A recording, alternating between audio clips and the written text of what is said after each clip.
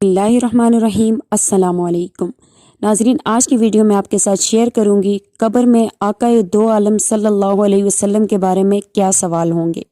मुकम्मल तफसील आपको बताऊंगी अपनी आज की इस वीडियो में।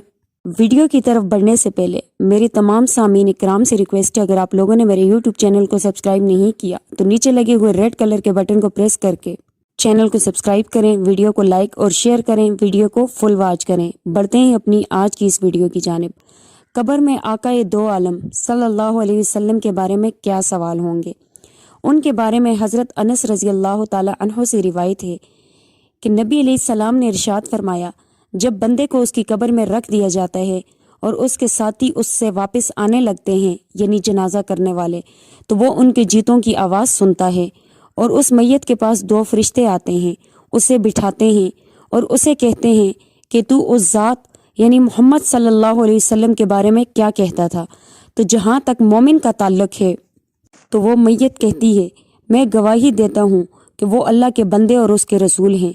तो उस मैयत से कहा जाता है कि जहन्नम में उस ठिकाने को देख, अल्लाह ने इसके बदले में तुझे बेहतर ठिकाना दे दिया। यानी कि जहन्नम उसको दिखाते हैं और कहते हैं कि इसके बदले अल्लाह ने तुझे जन्नत में ठिकाना दे दिया। नबी अलैहिस्सलाम ने इरशाद फरमाया, वो इन दोनों ठिकानों को देखता है। जहाँ तक काफिर और मुनाफिक का ताल्लुक है तो उससे सवाल होगा कि तू इस हस्ती के बारे में क्या कहता था। तो वो कहेगा कि मैं कुछ नहीं जानता, मैं वही कहता था जो लोग कहा करते थे।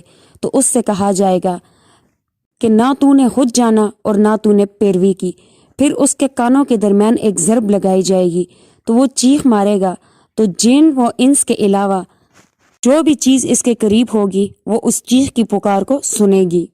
हदीस मुबारका में है कि नबी अलैहिस्सलाम ने फरमाया, मुझ पर कसरत से दुरूद भेजा करो, कब्र में मेरे मुताल्लिक तुमसे सवाल किया जाएगा।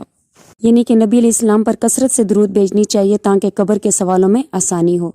कब्र में माँ, बहन, भाई, बाप, बेटी कोई पास नहीं होगा, सब साथ छोड़ जाएंगे।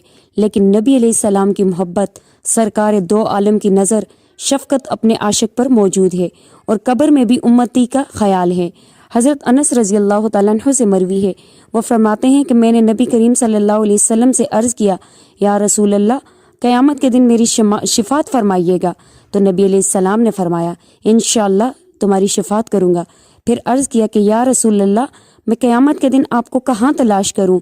आप सल्लल्लाहु अलैहि वसल्लम ने फरमाया, पुल सिरात के करीब तलाश करो। तो फरमाया, अगर मैं आपको वहाँ न पाऊँ और वहाँ न हुए तो फिर।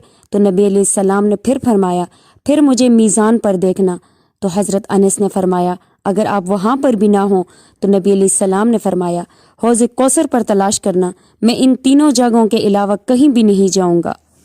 ये थी हमारी आज की वीडियो जो कब्र के सवाल के मुतालिक थी। अल्लाह रब्बुल इज़्ज़त से दुआ गो हूँ कि हर मुसलमान को कब्र के जवाब देते हुए आसानी का मामला फरमाए। आमीन सुम आमीन।